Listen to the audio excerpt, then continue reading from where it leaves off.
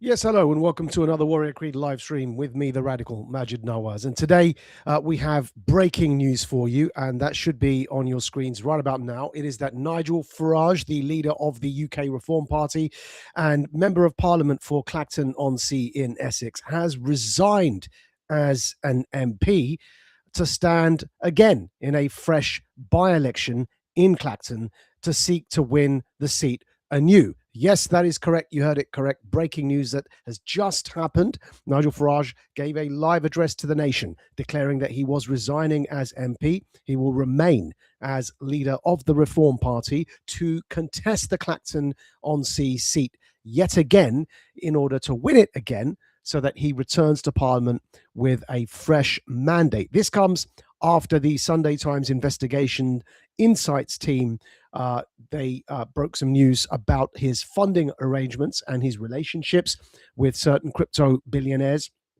The Sunday Times making allegations that were then advanced by the other political parties, the Liberal Democrats, the Labour Party, and the Conservatives. Kemi Badenoch joined the pile in as well, demanding that Nigel Farage be investigated. There were two separate investigations that were due for Farage by the Standards Committee in Parliament. One of them was a £5 million donation as a personal gift from Christopher Harbon, a crypto billionaire who currently lives in Thailand, but apparently will return to the UK.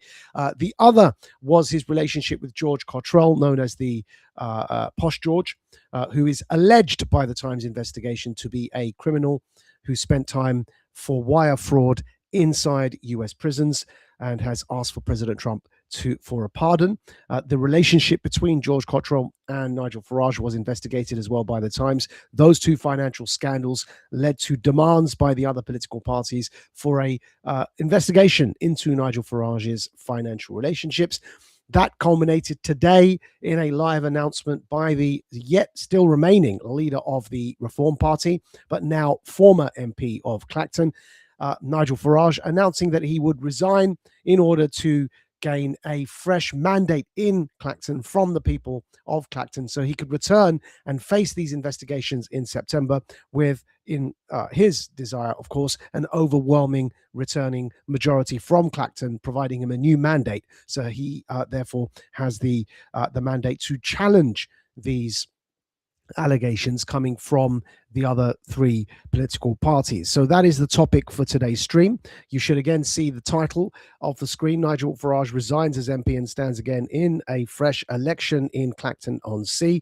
And this is the cartoon accompanying today's stream that is on your screens now. Nothing's working. Wheel out Farage donors, says a dying Keir Starmer in his hospital bed, while a grinning Andy Burnham is scouring the newspapers looking for scandal. That is the cartoon that will accompany today's stream. Don't go with us. We're going to break all this down, bring to you the highlights from Nigel Farage's speech, and provide our analysis, all coming up after the opening credits here on the Warrior Creed live stream with me, the radical Majid Nawaz. See you in just a moment. You are now about to witness the strength of street knowledge. Witness the strength. Street knowledge. Street knowledge. Terrorize the jam like troops in Pakistan. Street knowledge. Street knowledge. Quick service announcement brought to you in part by Warriors.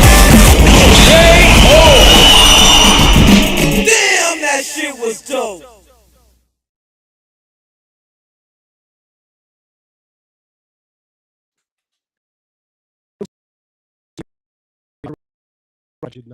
And we are today bringing you news of Nigel Farage.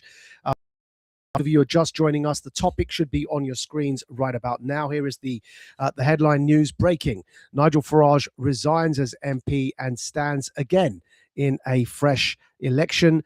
That is the news that we are bringing you today, and that is that Nigel Farage has resigned as Member of Parliament for Clacton-on-Sea. He remains leader of the Reform Party. His intention, as declared in the live address given to the United Kingdom at 2 p.m. UK time, is that though he will remain leader of the Reform Party, he will resign as an MP to stand again and contest the election in Clacton-on-Sea in Essex anew in order to be re-elected, clearly with his intention of carrying a larger mandate, returning to Parliament to face these allegations in September with a fresh mandate. The cartoon accompanying today's stream, nothing's working. Wheel out Farage donors, says a ailing Keir Starmer in a hospital bed to a grimacing Andy Burnham scouring the newspapers for headlines. That is appropriate, we feel, for the topic today. And we're going to bring you live updates. We're going to bring you clips, in fact, from Nigel Farage's speech that he's just given. Bring you highlights from that roughly 20-minute speech. The full version of that speech will be included in the Radical Dispatch tomorrow. That is the written version of this stream. But for the moment, we'll break down from using some key highlights from that stream, break down for you what was said by Nigel Farage, and indeed provide our analysis. So you should be able to see that box on your screens right about now. That box starting with the post by Nigel Farage announcing the speech today. There you can see from his social media profiles, Farage saying, "I will make a statement on my future in public life at 2 p.m. That statement has been given. Now, it's been made roughly an hour and a half ago. We've obviously we've pulled the entire speech, broken the relevant clips down for you. And this all concerns the scandal of the news broken by the Sunday Times, the Times of London newspaper, the Sunday Times version of that newspaper for Sundays. Their investigations team broke news of Nigel Farage's financial relationships with George Cottrell and Christopher Harbon. Nigel Farage's supporters and Reform UK say, and with some merit, that this is not news. Farage, of course, then goes on to deny all of the allegations, but we're going to get to some of the details in a moment. Here is Farage in a highlight from his clip, clearly stating that he has done nothing wrong. Farage has completely and categorically not only denied that he's done nothing wrong, but has even stated that after being elected from Clacton-on-Sea the first time around, in fact, declared all of this already to the Parliamentary Standards Committee and was advised that he didn't need to register these financial interests in the MP's register for interests. So we're going to break down what all of that means for you. But of course, first of all, here is Nigel Farage speaking only an hour ago, declaring his innocence in the allegations against him being made by the British newspaper, the Sunday Times. But we absolutely dominated in the Midlands and the North, the old Labour heartlands. And that is why Keir Starmer is now on his way out.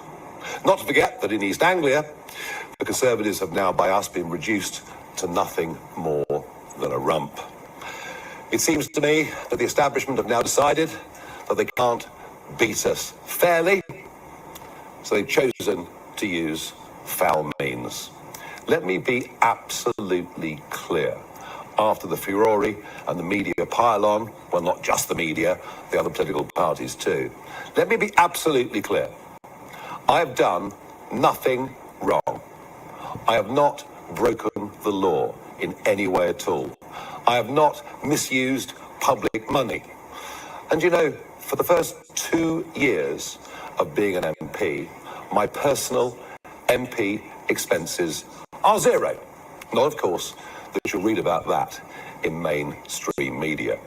And yes, of course, Parliament has its rules about how members ought to behave. And there you heard it yourselves, folks. That's Nigel Farage declaring categorically that he has done absolutely nothing wrong. He's standing by that statement. That statement has been briefed out not only by Nigel personally directly to the nation, but also by Reform Party MPs Reform Party spokesman formally to the press. In fact, stating that Farage had already told the Standards Commissioner in Parliament about these financial relationships with Harbon and Cottrell. so otherwise known as Posh George. So Farage went on the offensive. In this speech, Farage not only said he's done absolutely nothing wrong, but in fact went further in referencing Boris Johnson's former chief of staff, Dominic Cummings. Remember, for our regulars, that's the same Dominic Cummings that used to be, because he's a Conservative Party chief of staff for a Conservative prime minister under Boris Johnson during the COVID era.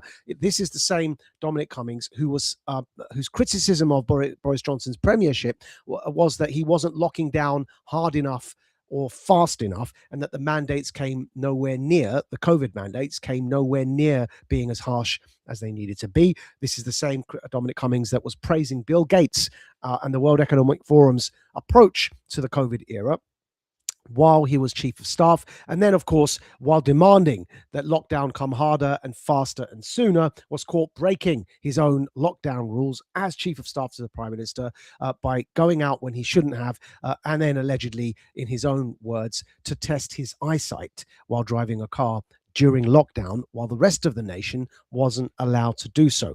The same Dominic Cummings, of course, as chief of staff, under whom not only did all of this happen, where his criticism was that COVID mandates didn't go far enough, as opposed to the fact that they were all a gross violation of our civil liberties. This is the same Dominic Cummings, which, as we published at the time in the Radical Dispatch, we stated that Dominic Cummings, his solution to the rise and the appeal of the Reform Party under Nigel Farage was to try and create a new third party to rival the Reform Party, so that the Conservative votes didn't hemorrhage to Reform, but rather hemorrhaged instead to his own new party, pretty much like he did during the Brexit campaign, where his own Vote Leave camp were separate. Him and Michael Gove and Boris Johnson were separate from the Nigel Farage and Aaron Banks campaign. So Dominic Cummings, with all of that said, Farage is now going to reference him. Dominic Cummings has historically been a never Farager in the, to give the US context for the never Trumpers. In the UK, if you're trying to understand who Dominic Cummings is, he's been a never Farager who now appears to be jumping on the Farage bandwagon. However, that is beside the point. Farage referenced him in this speech when talking about Whitehall, which is the building in which the UK civil service, those who administer the government, are based and headquartered. That's what we mean by Whitehall. And Farage has alleged that Whitehall breaks the laws. So in defending himself and denying any wrongdoing on his part, he has instead gone on the offensive by saying Whitehall, the civil service in the UK, they're the ones that break the laws. And then he has cited Boris Johnson, Prime Minister Boris Johnson's former chief of staff in that regard, and that is Dominic Cummings. That is all here in this clip that we're going to play for you now. These are men who've gone off as entrepreneurs around the world and succeeded. The sort of people we used to admire over centuries. Now government ministers refer to them in Parliament as malign actors. And so they keep changing all the rules again and again just to stop reform. Frankly, it is like living in a communist country. I could never have believed such a thing would happen here. Ignore the fact, of course, that over decades, peerages have been given to donors, and that Labour's donors, in the run-up to the 2024 general election, now seem to have been awarded the most extraordinary government contracts. Perhaps Dominic Cummings was right last year when he said Whitehall will break the law to stop reform winning power. And we've been subject in the last few months to the use of illegally obtained information, firm evidence of computer hacking, and now leaks from government agencies. And this is all, of course, a great distraction, because we're about to get a prime minister who's coming in with no mandate whatsoever. He didn't even stand on the 2024 manifesto. This country needs a general election, even if Labour, the Conservatives and the media don't want it. And whilst this pile-on against reform happens, the boats continue to cross the English Channel. Accusing them instead of breaking the law, while defending himself and saying that he hasn't done anything at all wrong. He's also then citing the former Conservative Prime Minister Boris Johnson's chief of staff, Dominic Cummings, in saying that he also had said that this is what would happen roughly a year ago. That is true. We followed it live at the time. Dominic Cummings did say Whitehall would break the law to prevent Nigel Farage from coming into the number 10 and becoming prime minister. Indeed, Farage goes on to then make specific allegations in this clip and in this speech given to the nation about how the law has been broken, including computer hacking. And he refers to various media regulatory standards that have been set in the UK through previous public inquiries into such matters, and alleges that these are all being thrown out of the window. Laws and standards and ethics have been broken in what he believes is a media witch hunt against him, and not actually a fair critique of where he is and where the Reform Party is. So then of course, in that clip you just saw there, Farage making the very clear point that meanwhile, while he's under all this scrutiny, Andy Burnham is going to be coronated as the new prime minister in this country and the new leader of the Labour Party without so much as a fresh general election. Part of the way in which Farage is alleging the unethical and deeply immoral conduct of the media is his very clear statement that Sky News has denied, but Farage has then doubled down on and insisted is true, that the media, in this case as named as Sky News, have been hounding his daughter, his family. They've been publishing, the Times have published the photo of his daughter's home address, or her home, a photo of the home, which has then led, after the Times did that, to Sky News going to the door or the home of Nigel Farage's daughter, who is apolitical and has absolutely nothing to do with any of this. And Farage making it very clear in this clip that you're about to see that he's not only furious, but that he will not stand for such behavior. Take a look at this. Between what the press could do and families of those in public life. Worse still, she now has broadcasters haranguing her. Sky News were one of them, and when I questioned them on it, they willfully and deliberately lied and said on their channel that they hadn't contacted the family. Well, let me be clear. I will not tolerate intimidation of my family. I will not tolerate the location of where they live being revealed. I will not tolerate any of my family being endangered because of what I choose to do in public life. So yes, you can ask, am I angry?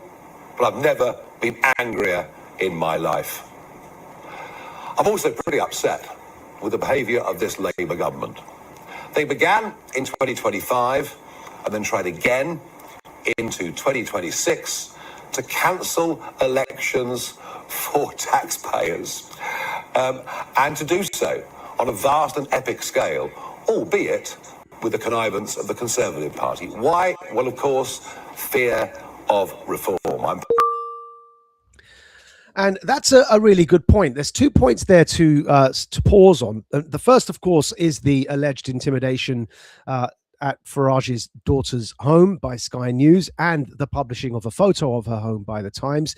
Those two incidents, there's no reason that Farage would double down and announce that to the nation unless they were true. That's not the kind of thing you can make a mistake about. It's also not the kind of thing that you can get away with lying about if, as the leader of the Reform Party, currently leading in the polls and set to be the next prime minister, that you're addressing the nation. It is highly unlikely that Farage is making that up. So the first point is that the corporatist globalist press, the Times and Sky News in this instance, harassing his daughter, who is not involved in politics, is absolutely unacceptable. It's a red line.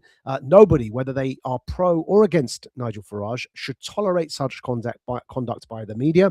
And in fact, there must be repercussions. As somebody that has also very frequently in the past had to experience public hounding, death threats, being listed by various terrorist as well as non-terrorist organizations in various manner of listings, such as the SPLC, such as Al-Qaeda, such as Thomson Reuters World Check database, having been listed multiple times, having had bank accounts shut down, having been accosted in the streets, having been accosted by supporters of ISIS, openly declaring their support, having been accosted by other forms of extremists on the right and the Islamist as well as the left.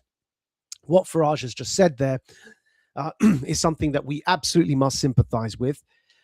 It is absolutely unacceptable. The family members of people that put themselves forward for the sake of the betterment of their country should ever experience such harassment by the corporatist globalist press. So that's the first point there. Farage is understandably upset.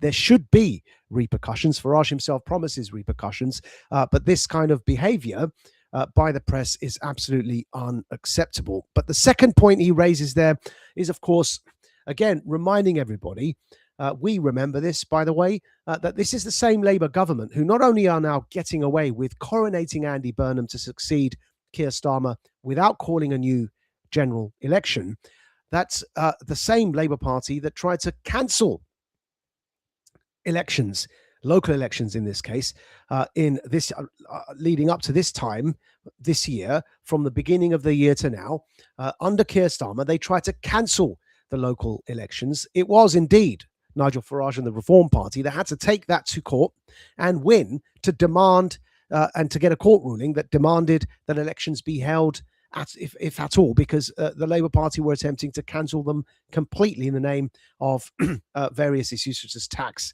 and what you heard there. It is absurd that this same party of government, the Labour government, tries to cancel elections, doesn't call one for their own incoming new Prime Minister, Andy Burnham, and yet Farage is under all of this scrutiny and will now also have to hold a new election. This entire saga stinks. Farage is, of course, correct to state that he will not tolerate intimidation. And in declaring that he's going now to a new by-election in Clacton, Farage has stated the following on his social media to addressing the people of Clacton directly. He said, if I lose, they win. If they win, you lose. If you lose, Britain will forever be broken and nothing will change. We will prevail. This is Farage's message to the people of Clacton. You can see it on your screens now. And here is Farage making that statement to the cameras in the speech he gave today, addressing the nation at 2 p.m. Our fractured defences make us look weaker and weaker against what I think is now an increasingly dangerous Vladimir Putin. Business confidence is the lowest it's now been for 16 years, and I speak to you from a capital city where men can't wear watches and women can't wear jewellery on the street. Britain is broken, and the public know it, and we need change. Now, the issue with my daughter was the final straw. Enough is enough. And I thought over the weekend, what shall I do? I could go out and try and make some real big money. I could go to the USA, where I've got plenty of offers. And then I thought, why should I be judged, today or in history in the future, by Sky News and their ilk? Why should they be the people that decide my fate when, as I repeat, I've done nothing wrong? I've thought about it hard, and I've decided today I will resign as a Member of Parliament for Clacton-on-Sea, thereby forcing a by-election, which would happen, I hope, in short order. No, I've decided that the people of Clacton should be the judges of my actions. This will be a people versus the establishment by-election. It's a chance to stick two fingers up to the entire establishment, to frankly tell them where to go. And that is why I will be putting my name forward to stand in this by-election.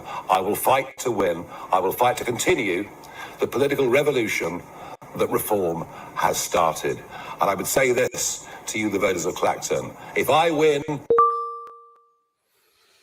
So there you just heard Nigel Farage declaring that he will indeed resign, but also stand in the by-election that his resignation will trigger as leader of the Reform Party in order to seek to re-win the seat and then to return to Parliament with a greater mandate. Now, while we've been on air, it is important to mention some additional breaking news that is coming from Nigel Farage's own social media account.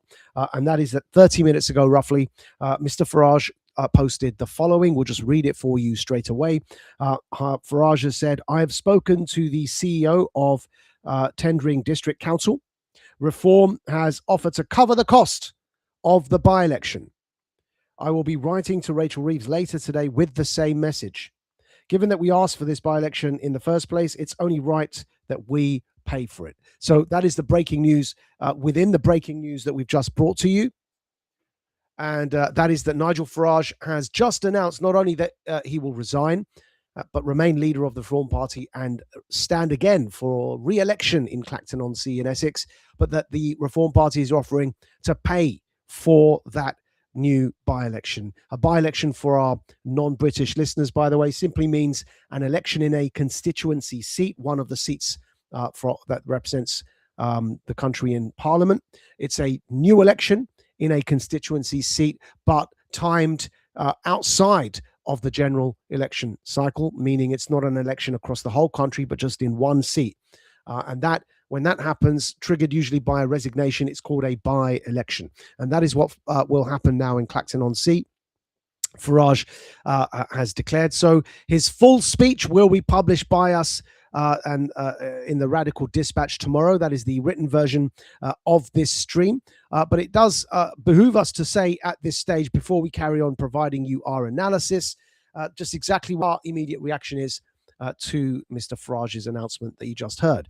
And what we'll say, to us, it's very clear. It's intuitive. In fact, we will tell you right now as a forecast that Radical Media takes the view, unlike clearly the Times newspaper, Radical Media takes the view that not only did Nigel Farage not do anything wrong, because it would be very difficult for him to make a very specific claim that he had already, in fact, told the parliamentary standards people of these financial relationships, these very specific ones that the Times claims it is revealing to the world through breaking news. It's not really news, and it would be very difficult for Farage to claim that he had indeed told the relevant people in Parliament, who then advised him that he didn't have to register these relationships. It would be difficult to lie about that, because it's a very specific detail that if you get wrong, you are in fact caught out on a lie, and it's very easy to check for us. So when you see here in the Telegraph reported today in the following words, and we're showing you that on your screens now, it's in an article headline Farage Sleaze report delayed until September. Subheading, Reform Leader denies breaking any rules over donations to party. We're going to blow this up for you so you can see it yourselves, because in this Telegraph article today comes a very important line for those paying attention, and that line is now on your screens, and we can read it for you. The Reform UK leader is under investigation by the Parliamentary Standards Commissioner over allegations that he did not correctly report £5 million of donations from Christopher Harburn, the cryptocurrency billionaire, before the last general election. Now, it carries on. We're going to carry on reading from that Telegraph article. It was previously reported that Mr. Greenberg could set out his conclusions and recommendation for any possible sanctions by the summer parliamentary recess, which begins on July the 16th. However, the Telegraph understands that Mr. Greenberg is unlikely to conclude his investigation until MPs return on September the 1st. Greenberg's findings will then be considered by a group of MPs in the Parliamentary Standards Committee, which will determine whether to impose a sanction on Mr. Farage if he is found to have broken the rules. If the committee recommends suspending Mr. Farage for more than 10 sitting days and the decision is upheld after an appeal process, his constituents could sign a recall petition to trigger a by-election. His spokesman said, and this is on your screens now, this is the crucial part, folks. His spokesman, meaning Mr. Farage's spokesman, his spokesman said Mr. Farage consulted the parliamentary authorities about both the Cottrell and Harborne donations when he was elected in 2024. And in bold now, you can see it, and was advised that they did not need to be reported. The Telegraph continues. Last section we're reading from it for you. The Reform leader also faces a second investigation over undeclared donations by George Cottrell, one of his closest associates, who has been convicted of wire fraud in the US. The Telegraph understands that the Standards investigation into the Harborne donation could be expanded to include the money he received from Cottrell after the Liberal Democrats referred the issue to Mr. Greenberg at the weekend. Now, this key line here that we just read from the Telegraph today is still in the middle of your screens there. We're going to read it one more time. His spokesman said Mr. Farage consulted the parliamentary authorities about both the Cottrell and Harborne donations when he was elected in 2024 and was advised that they did not need to be reported. All of that is in today's Telegraph. Again, the title on your screens, you can see it there, 7th of July. Now, why are we bringing your attention to that report? And in particular, that sentence that we read twice for you, that Farage's spokesperson has said that Mr. Nigel Farage had already told the relevant people in Parliament about both his donation from Harborne and also his donation from Cottrell. And those people responsible in Parliament for investigating parliamentary standards advised Farage he did not have to register those relationships in the Parliamentary Standards Register. And that's according to the Telegraph today, that Farage was advised that, quote, was advised that they did not need to be reported. Now, that particular piece of information is highly, highly relevant because it's a very specific rebuttal by Nigel. He is stating that he had already told the relevant people in Parliament of these two donations and that they'd advised him that he did not need to report them. If that's a lie, it's very easy to catch Nigel Farage out in that lie because, of course, there will be those people in Parliament will be able to say, we weren't told. There's no record of Nigel Farage telling us. But Farage claiming that he had indeed told them is a very specific thing to be lying about because it's very easy to disprove. So for Farage to make that claim, in our view, indicates that he did indeed tell the relevant people in Parliament about the relationship he had with Christopher Harbord and Posh George or George Cottrell. Otherwise, he'd be very easily caught out lying. And that raises a second point. That this investigation that was due in July, but is now clearly, it looks like the Telegraph report's been pushed back to September, it will unlikely find any wrongdoing on the part of Nigel Farage, which is why Farage has come out so boldly saying, I have done nothing wrong. This is the sort of thing you could very easily get caught out lying about. If he hadn't gone and already told them about these financial relationships, and while claiming he has told them, he would very easily be exposed as a liar. The fact that he's claiming a very specific thing, that he's already told them about this stuff, and that they advised him it didn't need to be reported, and then he comes out doubling down, addressing the nation and saying, I've done nothing wrong. All of that indicates to us the wily political operator Nigel Farage is. And you don't get to where he is in life without being a wily political operator. That much is clear for all to see. All of this indicates to us that the wily political operator Farage means that he knows he's done nothing wrong. He knows he's already told Parliament about these relationships, these financial relationships, and knows therefore that he's highly likely to be cleared in September, which is why he's already resigned, because he knows that the public will also know that his confidence in stating very openly that he's done nothing wrong means that the public who vote for him and who trust him and who've been following for him for many years know that if he's coming out so boldly to deny having done anything wrong, it's likely that he has done nothing wrong. And so as a result, it is highly likely that the people in Clacton-on-Sea, in Essex, will return Nigel Farage to Parliament with an even larger majority than the one he got when he was initially elected.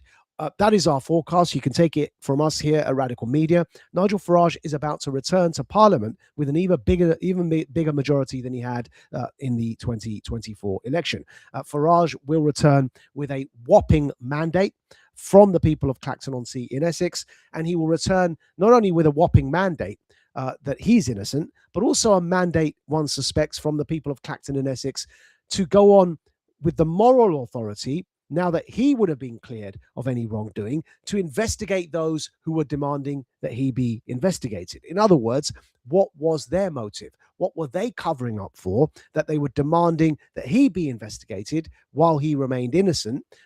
And what were their crimes? And were they in fact projecting? And was it really truly that they are the ones who have been receiving illicit finance all of this time? Farage hinted as such in the speech that we just played for you highlights from, because he said very clearly that everybody is aware of the donate for a peerage scandal. We even mentioned it here on Radical Media, if you recall, and that was that there was a going rate inside the Conservative Party of £1 million, which if you donated to the Conservative Party, first £500,000 would get you an automatic appointment as chairman of the Conservative Party. The second £500,000, taking your total donation up to £1 million, would get you appointed into the House of Lords, and that there were multiple donors that had become, in order, chairman or women of the Conservative Party, and then were given peerages and appointed into the House of Lords, except one donor who was then cited in the press reports about this scandal because he was the only one who turned the offer of a peerage down, even though he met the £1 million offer of a donation, and that was Sir Mick Davis. He turned a peerage down. He was the only one to do so, but all of the other Conservative Party donors took the peerage after donating £1 million. It was a cash for play scandal that the Times revealed. Farage referred to it in his speech. And so in doing so, his point was that when he returns a whopping great mandate and an even larger majority from Clacton-on-Sea in Essex and returns to Parliament, he would possess the mandate to become an anti-corruption investigator after having been accused of such corruption himself and proving himself innocent. So all of that is our view. We think, in fact, Farage will indeed succeed and come back with a larger majority. Prior to giving that speech, his fellow GB News presenter and Conservative Member of Parliament, Jacob Rees-Mogg, was speculating about the sources of some of these leaks and damaging attempts by the corporatist globalist press to go for Nigel Farage. And he was speculating that some of this pressure may even be coming from inside the Reform Party. And we're going to play that for you now by just sharing the screen so you can hear the take of Jacob Rees-Mogg on this scandal as well. That should be here on your screens. Here is Jacob telling us that he believes that some of the source for these damaging revelations have come from inside the Reform Party to undermine Nigel Farage in what would only be therefore construed as an attempted coup against him from the inside. It's the further question of whether there is more to come. People inside Reform indicate to me that there is more to come, that there are more problem structures of Reform. It is a new party and it has faced teething problems, to put it at its mildest. Chooses that when you need to fund a new party, you're not overwhelmed by the great and the good offering you cash. You have to take it sometimes from more peripheral figures. A details man. He is somebody who has a broad and big picture. Therefore, it is perhaps not surprising that his registrations have been not entirely complete. So if there's more to come, what next? This is the big question. People have been saying that there are others in Reform who want to replace Nigel. My guess is that this information has been leaked by Nigel's opponents who are trying to do him down. My bet is that these stories come from inside Reform. There you had it yourselves. That's Conservative Member of Parliament, fellow GB News presenter Jacob Rees-Mogg stating that his bet is that these allegations are coming from inside Reform. There are certain Brutuses or backstabbers in Reform that may or may not be true. He, of course, hasn't revealed his sources. But nevertheless, our own view on this is that it won't make much of a difference because our analysis, our forecast is that Nigel Farage is going to slam dunk this new election in Clacton-on-Sea. There isn't much to it. Nigel Farage will, when re-standing in Clacton-on-Sea, there isn't much to it. Nigel Farage will absolutely slam dunk the seat. He will come back with an even larger majority from Clacton in Essex than he had before. He'll come back with an even more powerful mandate to go for those corrupt people in the deep state, the bureaucracy, the red tape establishment that were coming for him, who are coming for him despite the fact that he was innocent. He will carry an even larger moral mandate to instead now turn the tables on them and expose their own corruption. This is a win-win for Nigel Farage. These allegations will also expose all of the other uni-party spokespeople that spoke out, Kemi Badenoch and others, the Labour Party, the Liberal Democrats, all of whom went for Nigel Farage. They joined the Sunday Times investigations story against Nigel Farage. It will expose all of them. They all took the bait. They all assumed that Farage was guilty, demanded his resignation, and upon taking the bait, exposed themselves as singing, all of them, from the same synchronized hymn sheet, and their hymn sheet being that this was a globalist attempt to take Nigel Farage down. Some of the media were in on it as well.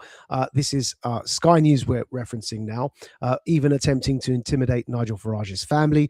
This was a clear and coordinated coup attempt against Farage. It's backfired into backfire, and Nigel Farage will come back with an even larger majority from Clacton-on-Sea. Here is Farage warning Sky News of the consequences for coming after his family. And of course, this was before the 2 p.m. speech that he gave to the nation today. But this is Farage absolutely fuming that Sky News went after his daughter. Was it you harass my family anymore? I'll take you to serious consequences. That's what your organisation has done this morning. Go away. Nigel Farage's reaction to questions about the financial support he received from a convicted criminal. Was it a mistake not to declare the gift, sir? Did you not hear me? You have broken all the rules, Leveson and everything else. Cut. Sky News has not contacted Mr. Farage's family over the story. Now, that's a very sly caveat there by Sky News at the end. Notice the wording. So Sky News then rebuts Nigel Farage's claim by saying Sky News has not contacted Mr. Farage's daughter. Yes, perhaps that's technically accurate. Perhaps contact was not made. That doesn't preclude the fact that journalists turned up outside her home attempting to make contact by haranguing and harassing her. And that is the allegation that Nigel Farage is making. You may not, Sky News, have actually made physical contact, but were you attempting to? Did you turn up outside the house? Did you knock on the door? Did you try and call the phone number? Were you at the address attempting to make contact, whether or not you succeeded in making the contact? Because Nigel Farage is alleging that you were. And that would be a big fat lie to be caught out on. And if you were, there's most probably proof that you were. Someone may have taken photographs of you attempting to take photographs of his daughter outside her own home. What we do know is that the Times also published an image of that home, which led to all of your journalists turning up in a scrummage outside that house looking for his daughter. You can see why he's so furious. And for him to make that up would be a faux pas too far, because, of course, it would be easily exposed that he was lying to claim victim sympathy. And in fact, you weren't outside his daughter's house. But actually, the giveaway is that line right at the end that Sky News used. And it's a sly line coming from what is colloquially dubbed as Sly News. And that is Sky News claiming that they did not make contact with his daughter. The allegation is that you attempted to make contact with his daughter. We're going to play that for you one more time. Was it a You harass my family anymore, and I'll take you to serious consequences. That's what your organisation has done this morning. Go away. Nigel Farage's reaction to questions about the financial support he received from a convicted criminal. Was it a mistake not to declare the gift, sir? Did you not hear me? You have broken all the rules, Leveson and everything else. Cut. Sky News has not contacted Mr. Farage's family over the story. Not contacted. Did you try to contact? The man is clearly upset. His daughter has clearly informed him there's press outside his house. She's clearly told him there's Sky News. How would she know there's Sky News unless you guys went there? Why would he make that up?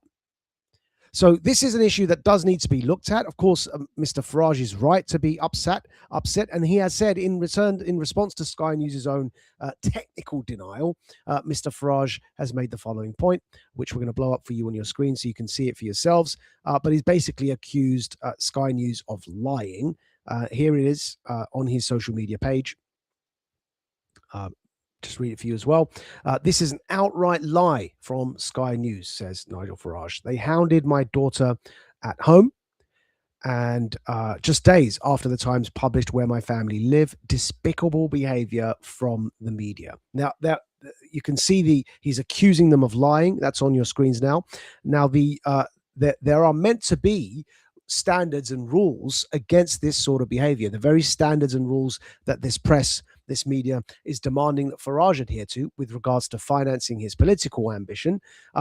Also, there are standards and rules that the press are meant to adhere to when holding public figures to account. And clearly here, they have broken all of those standards and rules by going to his daughter's home and harassing her for a story. So that is, of course, something that we're going to probably hear more about as Farage goes through this Clacton-on-Sea by-election. But it is our view and our forecast and our analysis that Farage will absolutely slam dunk that election. He will win again with an even larger majority. He will return to Parliament with an even greater mandate, not only for his Reform Party mission, but also to expose corruption in the British Parliament. And our immediate reaction when this scandal first broke was along the lines of exactly what Mr. Farage is now alleging. And this was because the scandal, the Sunday Times investigation broke 2 days ago, last Sunday. And our immediate reaction was to almost instinctively declare that this was a globalist establishment media or corporate media attempt to single out and undermine Nigel Farage's election in order to support Andy Burnham as a rising prime minister. We're going to blow that up for screens. This was our immediate reaction on socials 2 days ago when news broke. It's becoming clearer and clearer by recent events and Farage's announcement of a new by-election that this analysis holds. This is what we've said here. You can see it from the 5th of July. The Times of London's deep state political strategy is now clear, we said. 1, single out and target Nigel Farage today by labeling him as being uniquely beholden to illicit finance and criminals. That's brackets see the globalist playbook against Trump. 2, widely publicized Rupert Lowe and Restore as a viable alternative to Reform Party UK in order to subvert and undermine Reform's electoral chances. 3, promote Labour's Andy Burnham as being tough on underage rape gangs, brackets, despite Burnham being the mayor who covered such crimes up in Manchester, close brackets, in order to facilitate Burnham's rise to the premiership without a general election. We see you and we are coming. This is, of course, a quote underneath from a Sunday Times article, and that is that the Times was reporting on the very same day Burnham explores banning child sex offenders from early release. That would be, of course, there's a lot of public concern about the sexual abuse of children due to not only the Epstein case, but also the infamous underage rape grooming gang cases in the UK. So that's the Times there providing a tactical step up for Burnham by reporting that he will seek to prevent the early release of such sexual abuse criminals. And yet that's the same day the Times went for Nigel Farage on a matter that he claims he's completely innocent for, while covering up for Andy Burnham, the incoming Labour Prime Minister, who has been accused by the police detective who investigated these cases, the grooming gang cases. Maggie Oliver has openly on national television, GB News in the UK, accused Andy Burnham of being responsible for covering up the underage rape grooming gang cases in Manchester, where he was mayor. And so for the Times to ignore all of that and instead promote him as somehow being tough on underage sexual crimes, while he was in fact the mayor who covered up such crimes in Manchester, exposes that is to say the Times newspaper's agenda, that they are singling out Nigel Farage. That was our immediate reaction to the story. And again, from the 5th of July, the Times quotes Nigel Farage saying exactly the same thing, that he is completely innocent.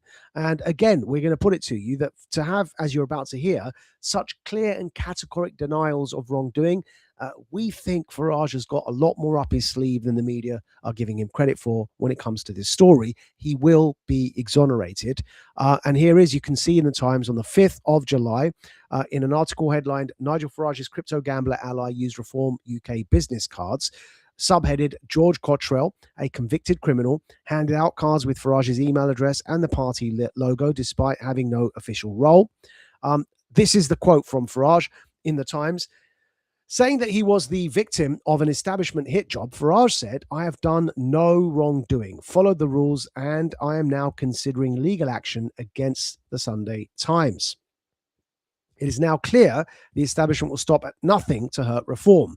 We want to smash their cozy consensus," Reform UK said. It comes as no surprise that the Sunday Times has chosen to publish this baseless and contrived story covering a period of time when Nigel Farage was not even an active politician, let alone an elected one, given that the newspaper backed by the Labour Party at the last general election, given that the newspaper backed the Labour Party at the last general election. Contrary to the story's tone, no parliamentary rules have been broken. We also understand the Sunday Times has a new podcast to promote, which it seems very excited about. Its agenda should be plain for all to see. Now, this particular quote that we've just read to you by Farage and the Reform Party, reported as it is in the Times about their own investigation, is again something that should give us all pause for thought, exactly as that other paragraph we read at the beginning of this stream from the Telegraph should give us pause for thought. Why?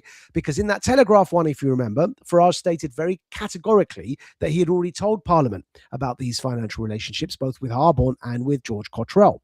But in the Times from the 5th of July, he goes further, very specifically saying the following.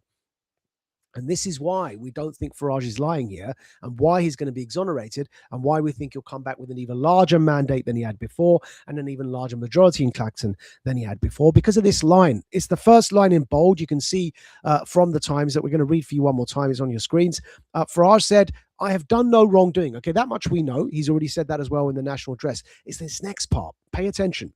"I have done no wrongdoing, followed the rules, and I am now considering legal action against the Times." And then it goes down to the bottom again. Next part in bold. "Contrary to the story's tone, Reform said no parliamentary rules have been broken." Farage is so convinced of his innocence that he's even considering legal action against the Times, has been denying any wrongdoing from day one. For him to be so categoric about this does indicate to us that he will probably be exonerated, and that this story will end up backfiring against the establishment corporatist globalist press. And by the way, Donald Trump seems to think the same too.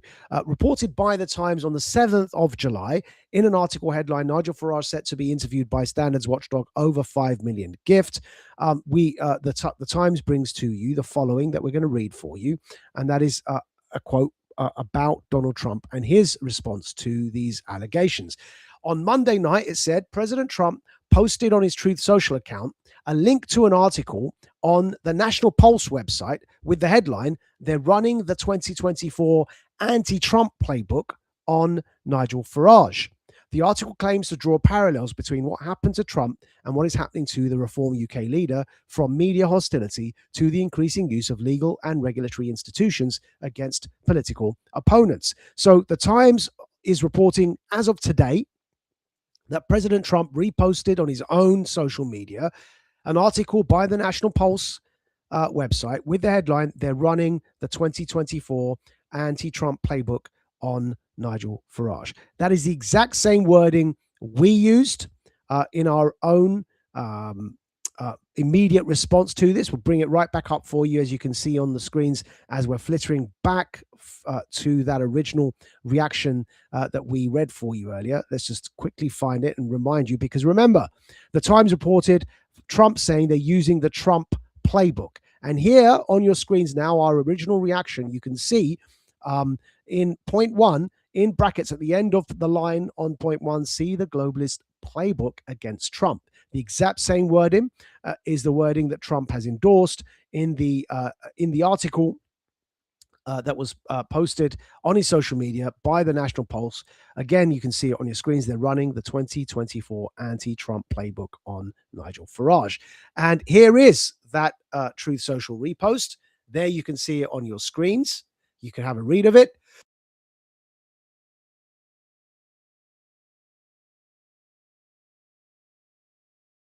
And that is Trump saying they're running the 2024 anti-Trump playbook on Nigel Farage. And here is the National Pulse article itself that Trump posted. That's on your screens now. The National Pulse, "They're running the 2024 anti-Trump playbook on Nigel Farage." Nigel Farage is living through an experience that will feel remarkably familiar, it says, to American conservatives, especially President Donald Trump. Britain's political establishment long comforted itself with the belief that Farage could be contained, marginalized, or simply waited out. Instead, he has become the dominant force in British politics. And now a key part in bold. As Reform UK continues to lead national polling, the tactics deployed against him have begun to resemble those used against Trump during the run-up to the 2024 election. Now, the National Pulse article does go into three very specific familiarities or similarities that the Trump campaign experienced, that Nigel Farage is now experiencing as well. And we're going to summarize those for you. The first parallel, this is according to the National Pulse, we'll just read it for you. It's on your screens here as well. In that same article, it says the first parallel is media hostility. And this, we'll just read it. It's self-explanatory. And as you'll hear, no doubt, and no doubt agree, our regulars will, it makes sense. We all are old enough to remember all of the incidents that are referred to herein. So what's the first parallel between the way that the globalist corporatist media treats Trump and is now treating Farage in Britain? Well, the National Poll says the first parallel is media hostility. Much like Trump, Farage faces a press corps that is often appears less interested in covering his rise than explaining why it should not be happening. Britain's state broadcaster, the BBC, alongside much of the national press, treats reform's popularity as a problem to be solved rather than a political phenomenon to be understood. Ring a bell? Well, it certainly does sound familiar to us that Farage's rise is a problem to be solved rather than a phenomenon to be understood. That's how the media treats him in Britain. That's something that they did to Trump as well. We all sense that, and that's familiarity number one. To continue reading, the second parallel is the increasing use of legal and regulatory institutions against political opponents. Sound familiar? To carry on reading, Trump supporters watched prosecutors, judges, and bureaucratic agencies become major actors in the political arena. Whether one agreed with every case or not, the cumulative effect was clear. Legal battles became inseparable from electoral politics. Farage has encountered a British version of the same phenomenon. From the debanking scandal that saw NatWest subsidiary Coutts effectively attempt to remove him from the financial system because of his political views, to ongoing efforts by regulators, activists, and establishment figures to constrain reform's momentum, many voters increasingly view Britain's institutions as participants in political warfare rather than neutral referees. So that's the second common trait between how Trump was treated and how Farage is being treated now. The second parallel, the use of legal and regulatory institutions against political opponents. The third parallel we're going to read for you now, again from that National Pulse article that Trump posted himself on his own personal Truth Social account. The third parallel, it says, is the emergence of billionaire-backed alternatives designed to stop the insurgent candidate from consolidating support. In the United States, many donors, consultants, and influential figures rallied behind Ron DeSantis as a vehicle for moving beyond Trump. Elon Musk was among those who initially encouraged DeSantis' presidential ambitions. The effort ultimately collapsed because Republican voters remained loyal to Trump. Britain, this is now in bold, pay attention, important part here. This is the third parallel. Britain now appears to be witnessing a similar experiment through Restore Britain and other projects seeking to create a supposedly more respectable, establishment-friendly alternative to Farage's movement. The theory is familiar. Keep the populist message while replacing the populist messenger. History suggests that such a strategy never succeeds. Voters generally recognize when a political movement is organic and when it is being engineered. Our regulars here on the Warrior Creed live stream, and of course for Radical Media generally, not least through the Radical Dispatch, our regulars will right now be recognizing what is being said here. Because, of course, we from the start have been calling out Elon Musk while he was still being hailed as a savior of free speech by all those on the populist right. We were calling out Elon Musk as a Judas, as a Brutus among us, prepared to betray the cause in order to undermine the populist struggle that he claimed to be a member of. Elon Musk was, in fact, a globalist, as evidenced at the time we said it on Radical Media, as evidenced by his appointment of Linda Yaccarino, who was a director at the World Economic Forum, appointing her as the head of Twitter, and of course, all of his other machinations since then, right to today, where the algorithm on his Twitter app selectively promotes Rupert Lowe and Restore, promotes the idea of a civil war in Europe, Muslims versus non-Muslims, in order to undermine our stability, in order to provoke riots and civil unrest for the purposes of what? To exploit the civil unrest in the service of a surveillance state, a technocracy.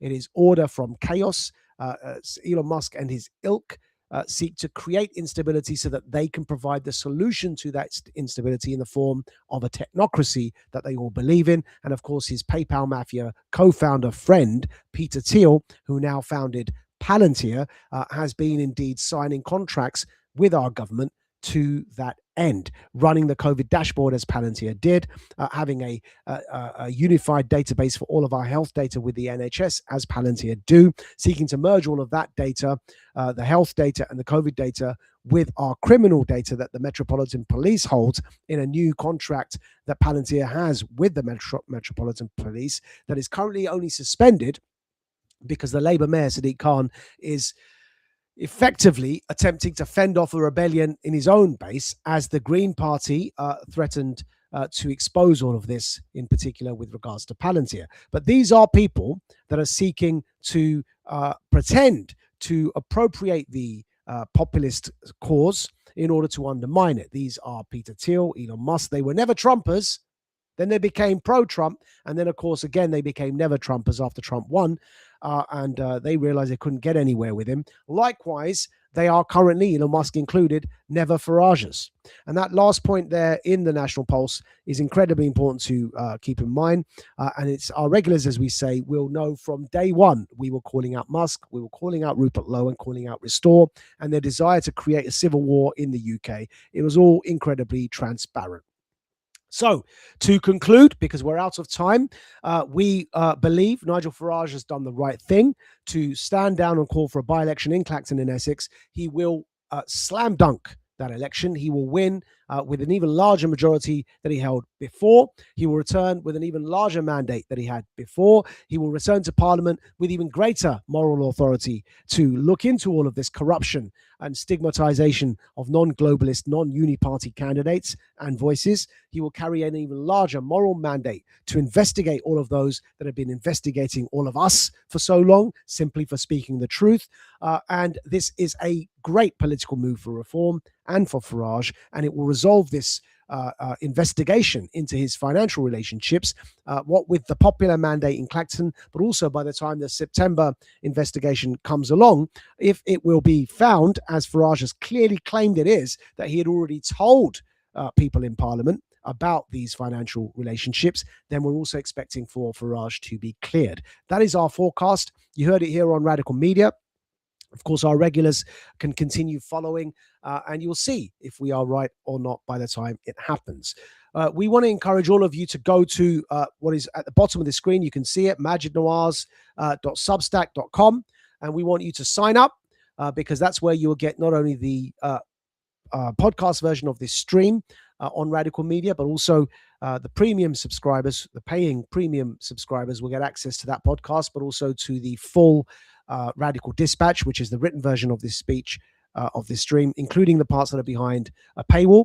So we encourage all of you to go to Radical Media there, majidnawaz.substack.com, and sign up, please. Without your support, we cannot do this work. Become premium members. Don't just sign up for the free part. That gets you the most of the written Radical Dispatch for free. But to get access to all of it, including the paywall parts, and to get access to the podcast version of this stream, and to get early bird discounts on live events, such as the event that we are holding this September, the 11th of September, debating is Islam compatible with the West against the American Islam critic, Dr. Raymond Ibrahim, Egyptian-American, as he is, flying to Britain to debate us on that topic at the Emmanuel Centre next to the Houses of Parliament in London for a live audience debate. To get your early bird discounted tickets for that event, again, go to majidnawaz.substack.com, sign up, become a premium member, and you'll get access to the early bird links for those tickets in the article that we published on Sunday, which you will be able to see on the home screen of Radical Media. That's all we got time for this week, folks. We thank you for your time, and we will be returning next week for the Warrior Creed live stream with me, the Radical, Majid Nawaz. Until next time, thank you very much. You are now about to witness the strength of street knowledge. Witness the strength. Street knowledge. Street knowledge. Terrorize the jam like troops in Pakistan. Street knowledge. Street knowledge. Quick service announcement brought to you in part by Warriors. Damn, that shit was dope.